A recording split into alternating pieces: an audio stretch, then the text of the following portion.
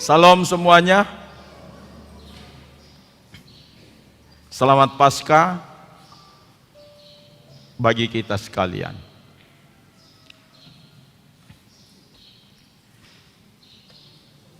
Ibadah Jumat Agung kali ini adalah yang spesial bagi kita menurut saya, ya. Kita ada di hadirat Tuhan, dalam kemuliaannya, dalam kekuatannya. Puji Tuhan, semua hal yang kita naikkan kepada Tuhan telah menjadi bagian yang sangat penting bagi kita semuanya. Haleluya, puji Tuhan. Yang menyanyi tadi di Jumat Paskah ini, dia berdiri di situ, tinggal 2 meter ada di mimbar ini. Puji Tuhan. Itu doa saya, saudara. Kemarin baru saja kita melewati situasi yang sangat menegangkan.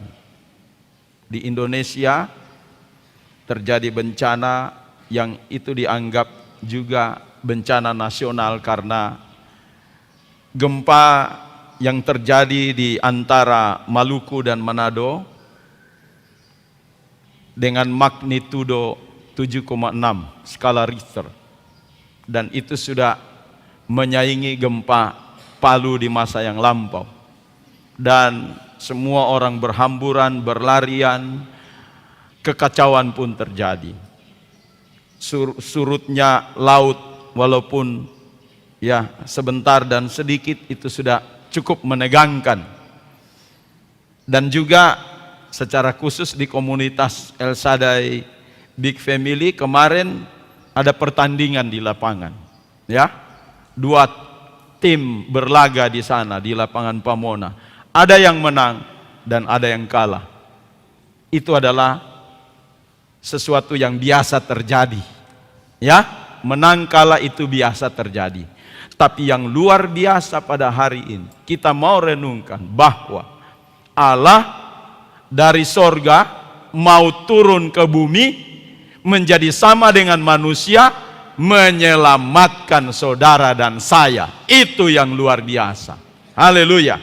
Itu sebabnya dalam 25 sampai 30 menit ke depan saya akan berbicara tentang renovasi bait Allah menurut Yohanes pasal 2 ayat yang ke-19.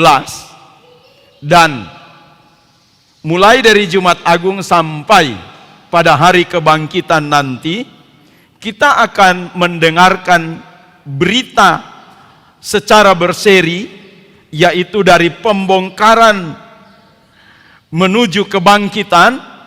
Dan ini memiliki makna yang sangat besar, yaitu karya Kristus dalam membangun kembali manusia yang utuh sebagai bait Allah, yang tentu saja adalah diri kita sendiri. Sebelum saya masuk kepada pembacaan ini, saya ingin memunculkan 3 pertanyaan penting pada kesempatan ini. Dan mulai kemarin sebetulnya dalam masa persiapan sampai pada hari ini, kita sudah mulai membiasakan diri untuk program El Shaddai Big Family dalam 53 hari pemuridan. Dan untuk hari ini sampai dengan hari Minggu kita akan merenungkan, ya. Pemuridan plus ini adalah satu perenungan yang mendalam setiap tahunnya. Kita akan mulai merenungkan, mulai masuk kepada bagian yang terdalam. Saya juga nanti akan memberikan 2-3 lembaran kepada para pelayan dan para pemimpin untuk mengisi lembaran-lembaran itu pada 53 hari ini. Dan itu adalah merupakan satu tanda bagaimana kita mendisiplinkan diri sebagai seorang disciple atau murid Kristus.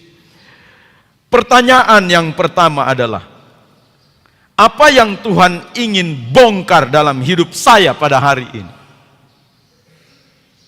Memang ini pertanyaan yang ekstrim.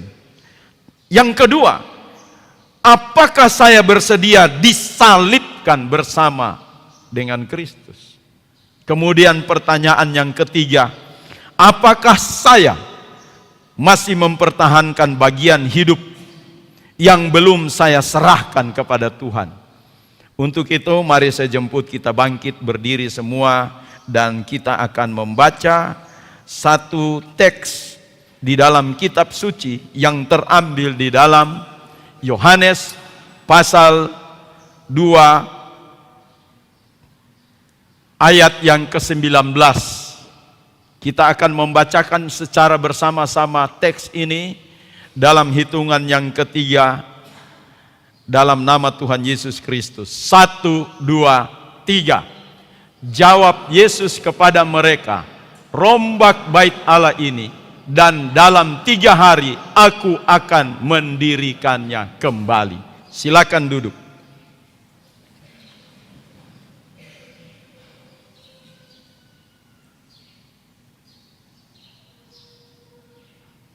Bapak, Ibu, saudara-saudari sekalian,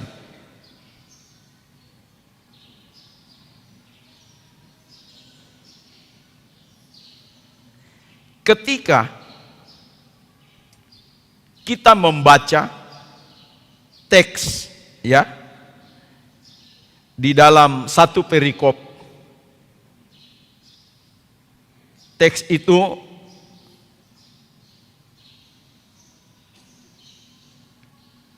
Yohanes pasal yang kedua ayat 13 sampai dengan ayat yang ke 25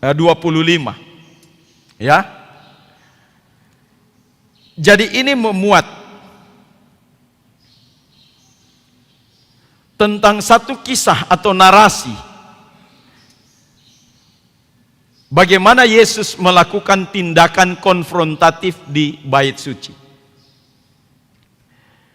Jadi Yesus menyucikan bait Allah, Ia mengusir para pedagang, kemudian membalikan meja-meja, kemudian juga meja-meja penukar uang dibalikan. Kemudian dia berkata begini, ayat yang ke-16, jangan kamu membuat rumahku menjadi tempat penjualan. Itu dalam terjemahan dalam versi yang lain. Dalam versi yang lain pula dia berkata, jangan menjadikan tempat ini sebagai sarang penyamun. Kalau kita mendengar kalimat ini, maka saya sudah pastikan di situ bahwa Yesus sedang ingin melakukan kritik besar terhadap fungsi bait suci, di mana bait Allah itu telah kehilangan esensi sebagai tempat perjumpaan dengan Allah. Nah, tempat di mana mereka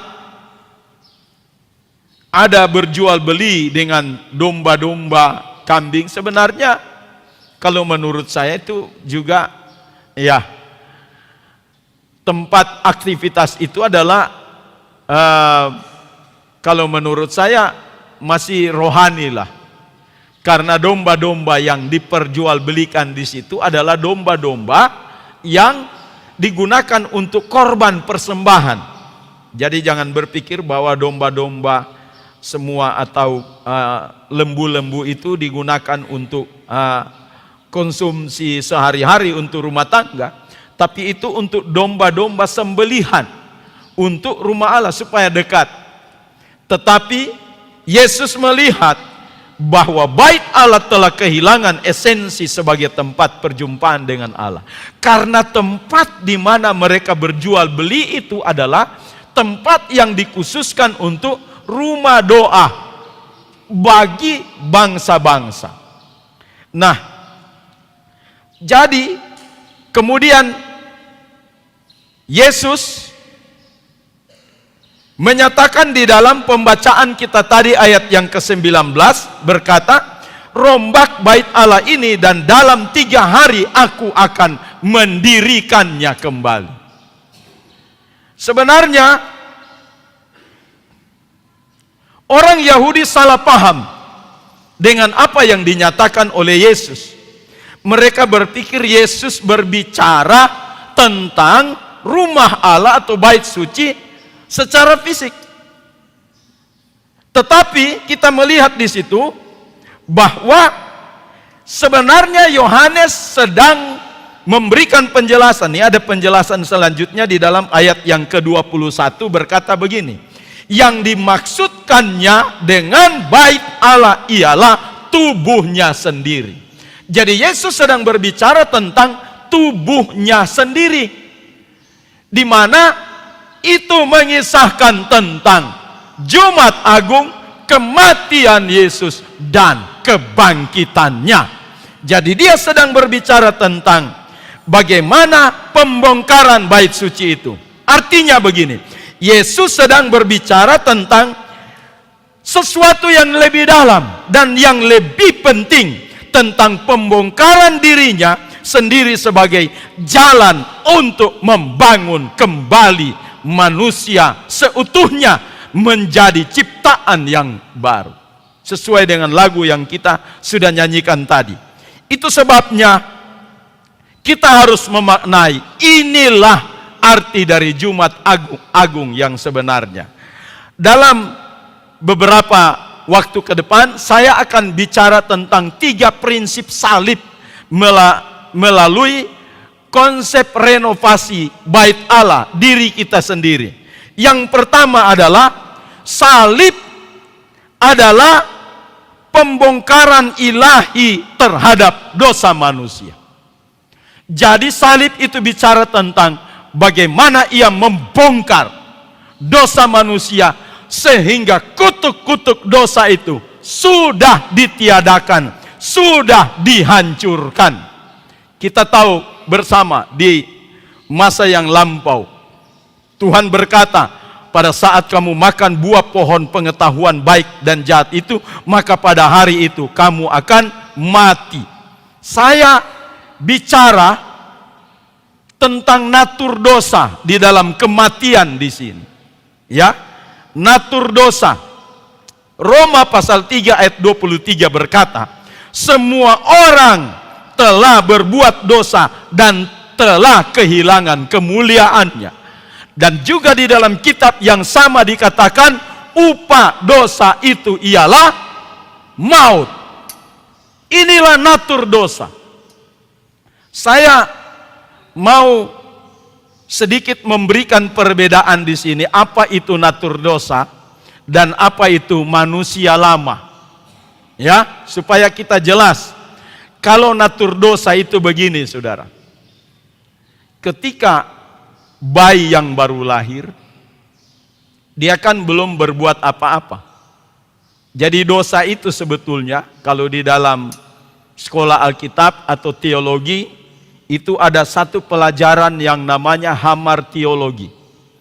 Ilmu yang mempelajari tentang dosa.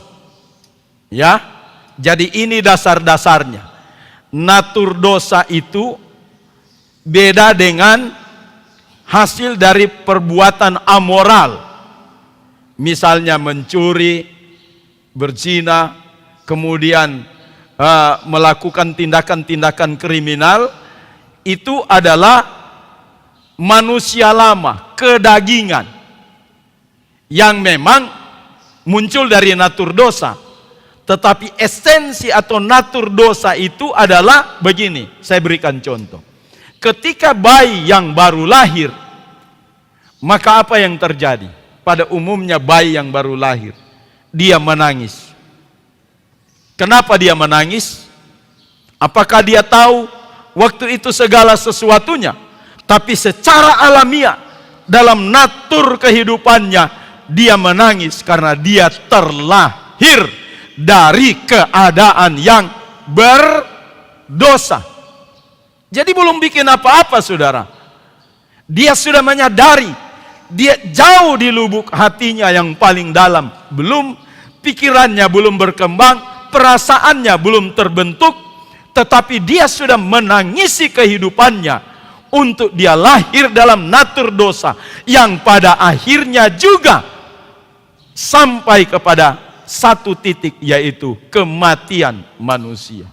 Itulah tangisan seorang bayi. Ada contoh yang lain lagi tentang natur dosa. Ya, misalnya ini. Ya, jadi saudara bisa melihat di sini ya. Pendeta berkhotbah di depan menemplak dosa. Kemudian sampai di rumah suami istri berdebat. Apa diperdebatkan? Si istri mengatakan sama suaminya, dengar ya, itu khotbah tadi untuk ngana. Ya. Apa poinnya di sini? Kita manusia seringkali tidak disadari dalam natur dosa kita, selalu merasa diri benar. Jadi bukan untuk dia. Nah, jadi terjadi 1-0 di sini untuk istri. Sebenarnya kalau cuma 1-0 terus, suami bilang, oh iya ya, betul saya minta ampun sama Tuhan. Nah, itu 1-0. Suami yang menang berarti. Tapi kemudian apa yang suami katakan? Nganadang apa? Nah, jadi dia balik ke situ. Artinya lempar bola ke sebelah. Nah, jadi satu sama dalam natur dosa. Ini yang selalu kelihatan. Ya. Tanpa kita sadari bahwa kita ini tidak menyadari bahwa kita ini sudah semuanya seperti kain lara, kain kotor. Tidak ada yang benar, tak satu pun yang benar. Kemudian natur dosa yang lain lagi adalah manusia itu selalu berpikir bahwa dia tidak akan pernah sukses dan berhasil di dalam kehidupannya menjalani kehidupan yang baik. Kenapa? Karena natur dosa. Dosa itu menawan kita sehingga kita tidak bisa melihat kebebasan. Tadi ada lagu, sekarang saya bebaslah. Itu kenapa? Karena sudah melihat prinsip salib. Tapi kalau kita tidak akan pernah melihat prinsip salib, sampai kapanpun engkau merasa gagal, tidak bisa jadi orang baik dan lain sebagainya, dan engkau berjalan sendiri tanpa kendali dari Tuhan. Ini natur dosa.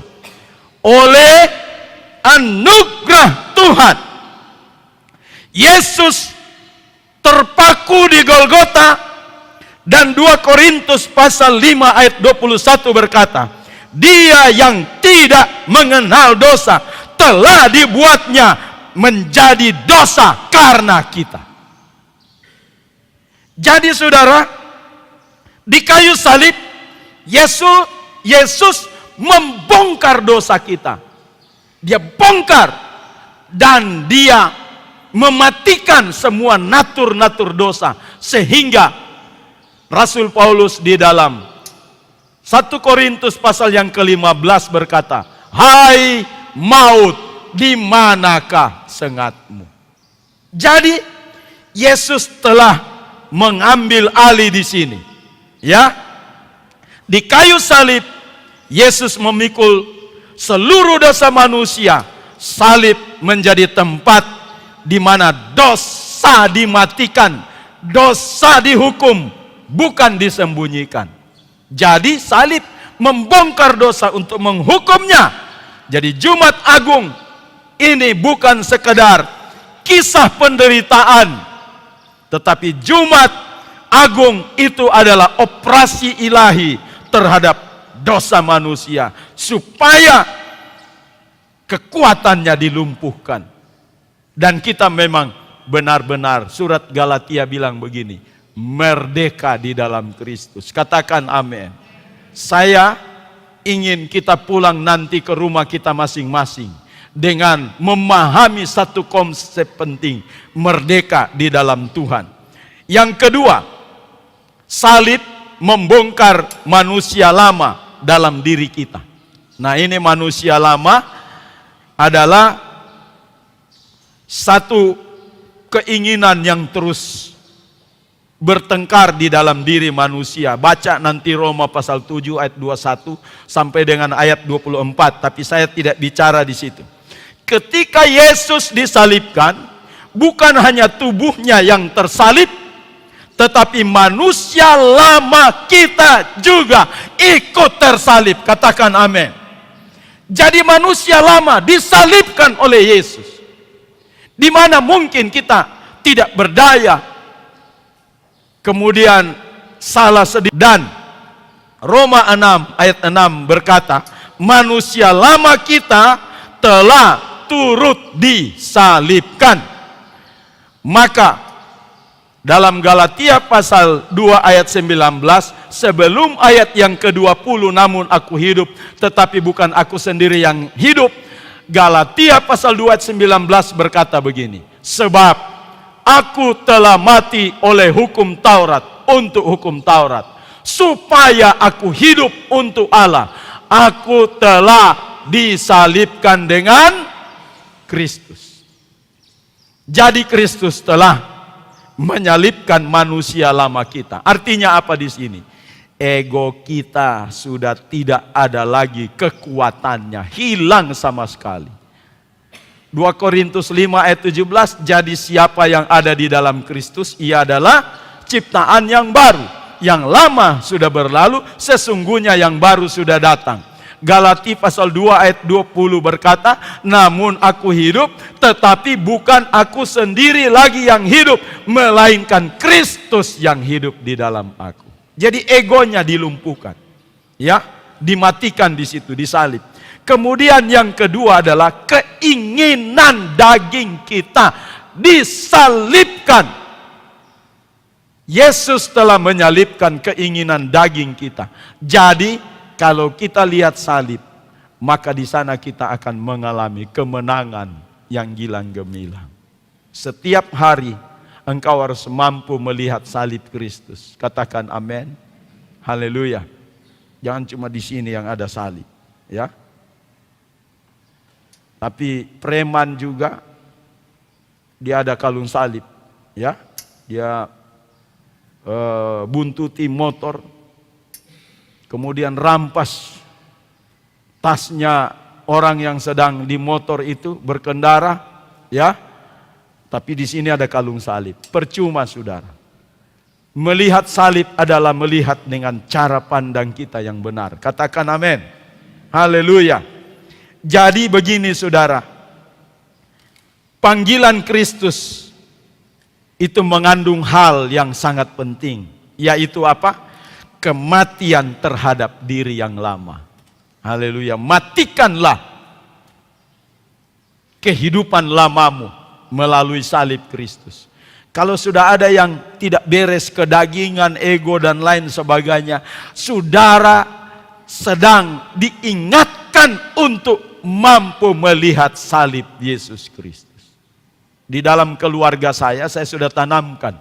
Dan rupanya apa yang saya ajarkan itu juga